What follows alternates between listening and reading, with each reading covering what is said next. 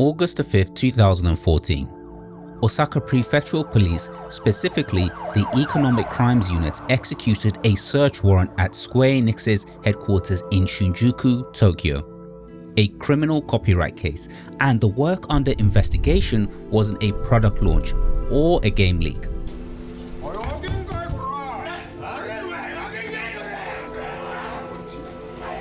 Because a manga about kids playing fighting games triggered one of the most serious IP escalations the Japanese publishing industry had seen in decades. And for a moment, it looked like the story itself wouldn't survive the investigation. High School Girl is a manga written by Oshikiri Rensuke and published by Square Enix. It began serialization in 2010's monthly Big Gangan. The story follows two kids growing up in Japanese arcades during the early 90s, right when fighting games took over the public spaces. School happens in the background, arcades are where the story lives. And the key thing is, the games aren't references, they are part of the key plot. Characters don't argue and then fight. They fight first and then the matches explain everything else. Rivalries form through cabinets, relationships shift through wins and losses, emotional beats land because of what happens on the screen. That only works if the games are real.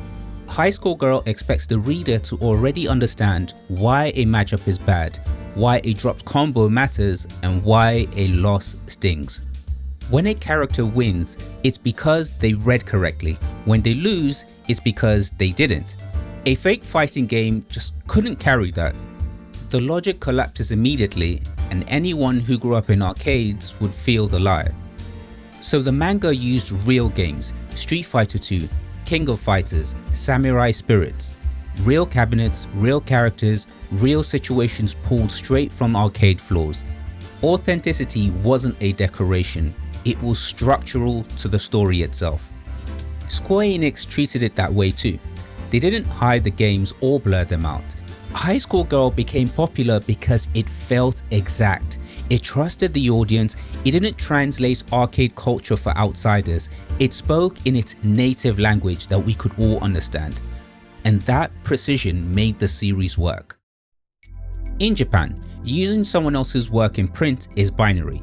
Permission exists or it doesn't. There are two legal routes for a material to appear in a manga. The first one is quotation, aka inyo, essentially means limited use of another person's work to support your own. But the borrowed material has to be smaller than the new work. It has to serve a clear purpose, and most importantly, it can't replace the original work.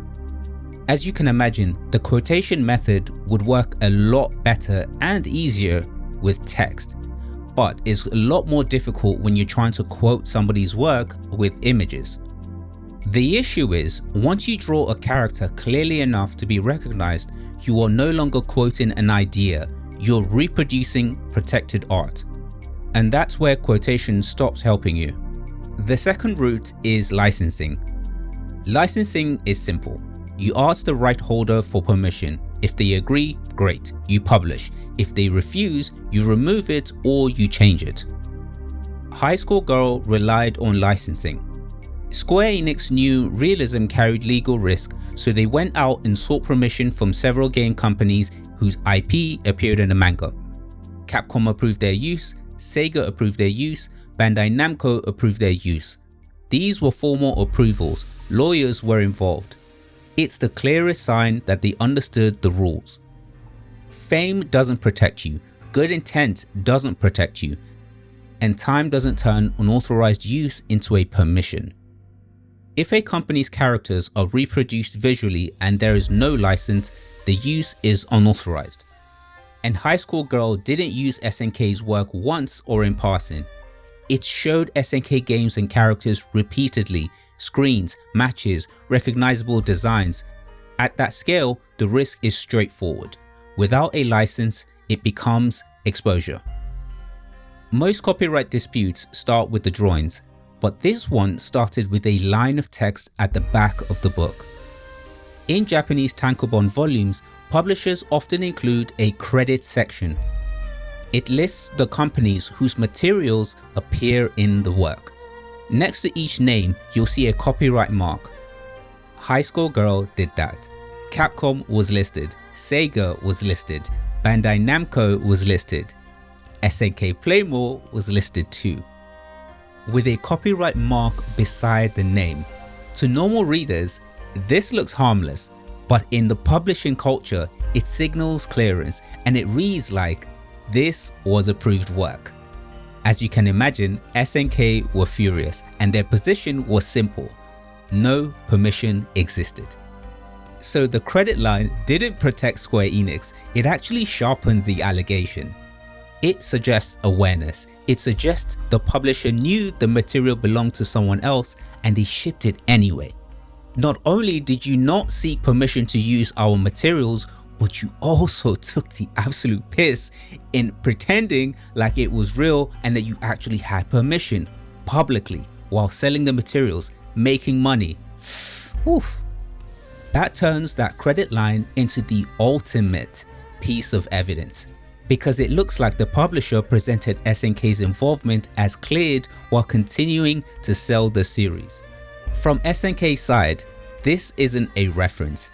It's unauthorized commercial use, and the irony is, they almost got away with it. SNK didn't find the manga because a lawyer walked past a bookstore. They found it because the anime production team reached out to license the music. The anime team tried to be legal, they asked for permission, and in doing so, they handed SNK the evidence map for the manga. SNK didn't start with a lawsuit, they filed a criminal complaint. In Japan, copyright infringement can be treated as a complaint-based crime. The term is shinkokuzai. It means complaint-based crime. Authorities can act only if the rights holder files a complaint. This is important because police can't normally act on their own. They can only move if the rights holder submits a formal complaint, which SNK did. The filing itself is described as Keiji Koso. It means criminal complaint or accusation filed to the police or prosecutors. This is the document that starts the criminal track, not a civil lawsuit. Once that complaint is filed, police are required to investigate. SNK submitted theirs on May 26, 2014. That single document changed the pace of everything. They framed it as unauthorized commercial use by a major company. Once the complaint was accepted, police didn't have discretion to ignore it. The Economics Crime Unit takes over the case. Evidence gathering officially begins. At that point, Square Enix lost control of the timeline. The case stopped being negotiations between two companies, it became procedure. 2 months later, police were ready to act. On August 5th, police went to Square Enix's headquarters with a warrant. The Japanese call it katakoso sako. This means search of premises, a court-approved evidence search. This is key because it's not an arrest raid, it's police collecting evidence documents to build a case. Police entered the building, identified the departments connected to the manga, Square Enix's editing and publishing chain, including the publishing division, and began collecting materials. They weren't there to judge taste, they were there to reconstruct paper reality. Manuscripts, editorial approvals, internal communication showing how pages moved from draft to print, documents showing whether permissions existed and who signed off without it. This kind of search is rare for a publisher of this size. Larger companies usually resolve copyright disputes through civil channels long before police get involved. If officers show up at HQ, it usually means the file already looks pretty heavy. And jurisdiction matters here as well. The complaint was filed in Osaka. That's why Osaka Prefectural Police handled the case even though Square Enix is based in Tokyo. Outside the building, reporters gathered quickly. The damage was in the headlines. Square Enix and criminal copyright investigation appeared together across Japanese media that day. For a company whose business depends entirely on intellectual property, that pairing is poison. The following day, Square Enix confirmed the search. They said they were fully cooperating and said they would refrain from releasing details while the investigation was ongoing. SNK released its own statement shortly after. It accused Square Enix of publishing without permission and ignored repeated requests to stop. From that moment, the situation stopped being private. Once police conduct a search, the process runs to completion until a complaint is withdrawn. Evidence gets reviewed, individuals get identified, the case moves forward, and the next step was containment. 6 days after the police search, Square Enix shut it down. On August the 11th, the publisher, through the monthly Big Gangan editorial department, announced a full recall of High Score Girl volumes 1 through 5. Every printed copy still in distribution was pulled, bookstores returned stock, warehouses stopped shipments, digital editions followed, online storefronts removed the series, no new purchases, no reprints. Readers who already owned copies kept them, but the title itself went dark. The fanbook was recalled as well. Serialization halted at the same time. Monthly Big Gangan lost one of its most popular titles overnight. Planned chapters were shelved, marketing schedules collapsed, the anime adaptation disappeared without any explanation, just silence. Producing it during an active criminal investigation would have added even more fuel to the case. So it froze. From the outside, it looked like punishment. From the inside, it was again just pure containment. By pulling the series themselves, Square Enix signaled restraint to the prosecutors, and in criminal cases, restraint is very important. Police continued their review through the fall. Pages were counted, usage was categorized, approval chains were mapped. By the time the investigators finished, the question was no longer whether infringement occurred, it was who would be held responsible. In November, the case reached the most dangerous point. Osaka Prefectural Police completed their investigation and forwarded the file to prosecutors. The Japanese term is shorui soken. This means paper sent. Case files refer to prosecutors without arrest, and this is important because prosecutors now decide whether to indict.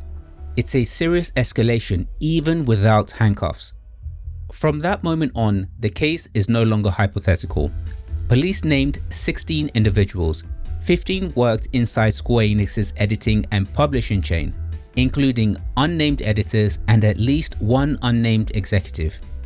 This is important because it shows that the entire mess wasn't pinned only on the artist. The internal approval chain was also in scope. And police scope also included leadership responsibility, not just the production line. The 16th person was the artist, Oshikiri. For them, naming the artist wasn't about drama, it was about responsibility. In Japanese publishing, nothing reaches print without multiple stages of approval. Police follow that chain upward, they don't stop just at the drawing deck. At this point, investigators also finished counting the materials. They identified 166 separate instances of SNK owned content appearing across published volumes, screens, characters, match screens, recognizable reproductions. That number matters because one image can be argued, but a repeated pattern is harder to explain away. At this stage, intent mattered less than documentation. Square Enix's staff said that they believed permissions had been handled. The artist said the same, and a widely reported quote from Oshikiri was, "I thought Square Enix had obtained the permissions." This frames the defense as we believed clearance was handled, not we did it knowingly. And that explanation might reduce penalties later, but it doesn't stop prosecutors from moving forward as long as the complaint stays active. SNK had not withdrawn theirs. For Square Enix, the risk was no longer corporate embarrassment, it was criminal exposure. For individuals, the law allowed fines or prison terms. For the company, the law allowed heavy fines under joint liability rules.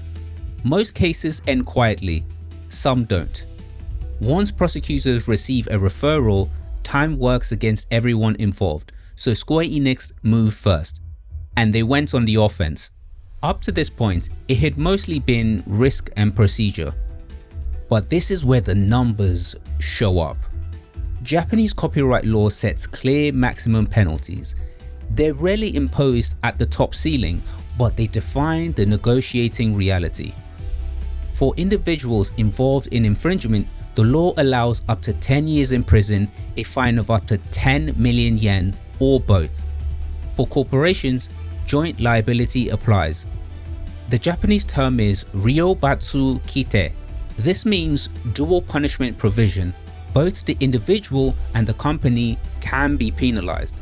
And this matters because it shows that the corporate is now also liable. It's not just one editor taking the fall. Now, if the individual can be fined up to 10 million yen, a corporation can be fined up to 300 million yen. Again, those figures aren't predictions, they're just statutory limits. But what actually happened was a lot quieter. Square Enix released a brief statement to investors. Now, in that statement, one word stood out: KB. KB means minor or insignificant.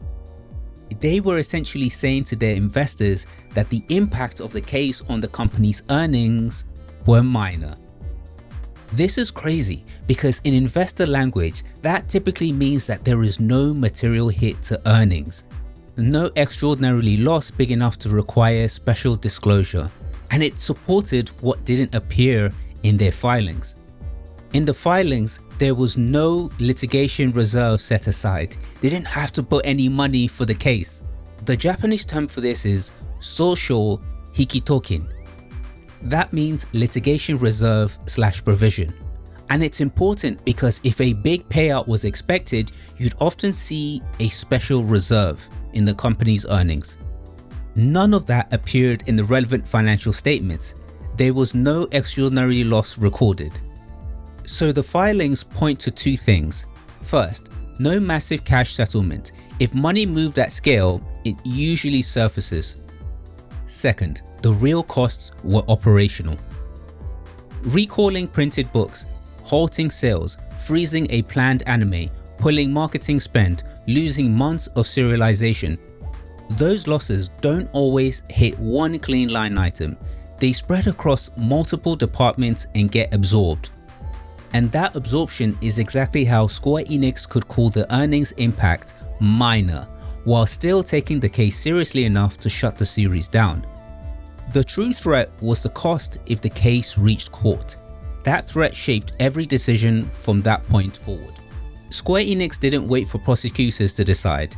On October 8, 2014, they filed a civil lawsuit in Osaka District Court.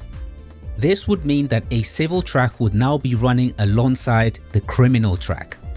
The request was narrow, a declaratory judgment.